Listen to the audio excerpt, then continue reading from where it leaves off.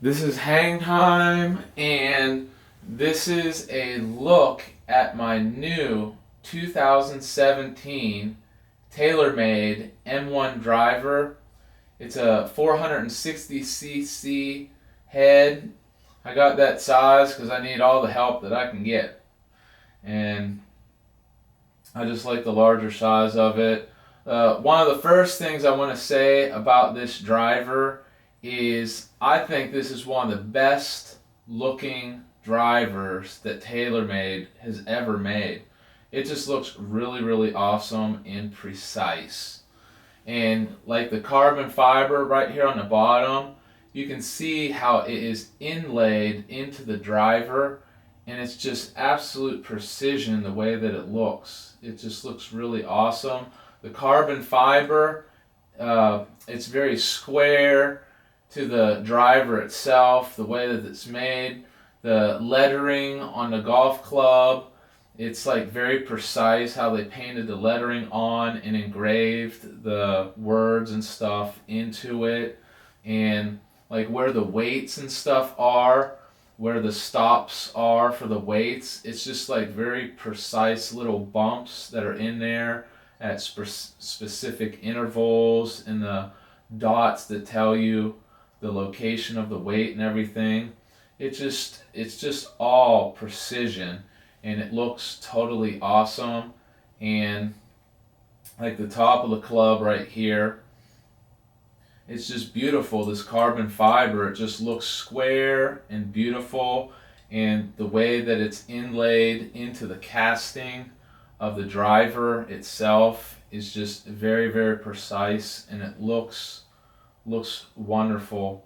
I think I'm a better player. I've shot 63 in my home course. It's a par 72.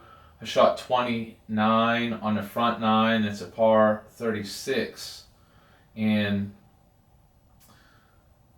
whenever I'm out there and I'm trying to hit precise shots, when you pull something like this out of the bag, it just puts confidence in you because it's so precise that you know that you're going to hit a precise drive with this. You know, it's totally capable of hitting this like precision shot.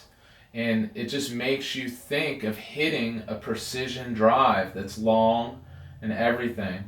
So, like, just the way that this looks, it just puts confidence into me. So, I think I'm going to really like this driver over the years as I hit it.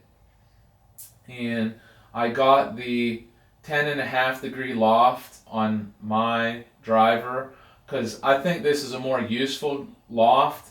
Because if I lower the loft to 8.5, which is 2 degrees lower, I'll never really need a driver lower than 8.5. I don't see the conditions where I'm going to need, a 7.5 degree driver or lower or whatever. So, like 10.5 is good for me. I'll probably keep it here at that loft whenever I play it. And I just wanted to show what this driver looks like.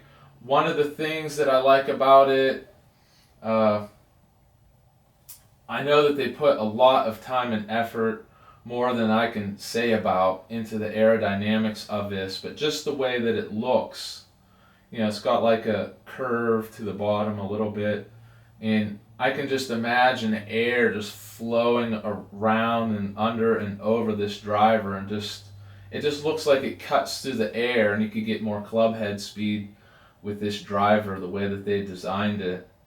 And one other thing that I like about this driver is that they're taking weight from the back of the driver. With this carbon fiber being lighter, they're able to move the weight more towards the face of the driver. And same thing with the weights that they put in here. You can move the weights closer to the face, and you can see they just moved more weight towards the face. And with the carbon fiber in the back, that means there's more weight towards the face. Me, I like my irons. I could hit my irons so much more accurate than I can woods. And I think it's because like all the weight is to the face of an iron. And I always thought, like, why don't they move the weight towards the face with woods and make it more like an iron? Because I hit my irons more precise than my woods, you know, and I thought it'd be a good idea just to move the weights towards the face. But I like the idea of TaylorMade moving the weight more and more towards the face. But another thing that I like about this driver is they've changed the lie angle this year. The lie angle of the driver is 56 degrees. They flattened the lie angle out, and it's a 56-degree lie angle. On my irons, like the standard loft on most of the irons on the market, I have to bend the lie angle down like 2 degrees from standard for my irons, because I have like a more flat lie angle. And one of the problems that I have in particular is my arms are a little bit longer than average, and it causes the club to sit like this on the ground.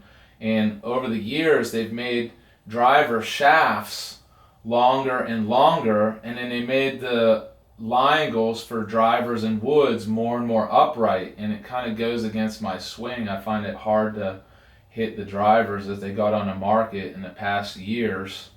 But this one's got a 56-degree lie angle, so I think that's going to help me out. I have a Callaway Mini 1.5, and it has this shaft in it. And on that Callaway Mini 1.5 3-wood, the lie angle on it is close to actual 3-wood lie angle, and I hit it like great off of the fairway, off of tight lies. It has this shaft in it, so since I hit that Mini 1.5 really, really far, and it has this shaft in it, I thought I would just get this Curo Cage shaft for this particular driver. I got it in the standard 60-gram weight in the X-Flex, and I've hit a few shots with it so far, and I like this shaft. It's a very stout shaft. My club head speed is like 110 to 120 right now. My fastest club head speed when I'm in the middle of the season golfing is 126 was the highest I had recorded. But I really like this shaft right here. It works good for my swing, you know, my higher swing speeds and stuff. It's a very stout shaft.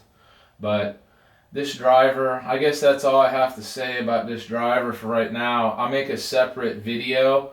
I'll go to the golf course and hit this driver and see if I hit it down to the longest parts of the golf course, farther than I've hit before. You know, I'll tell you the truth if I actually hit this further and straighter.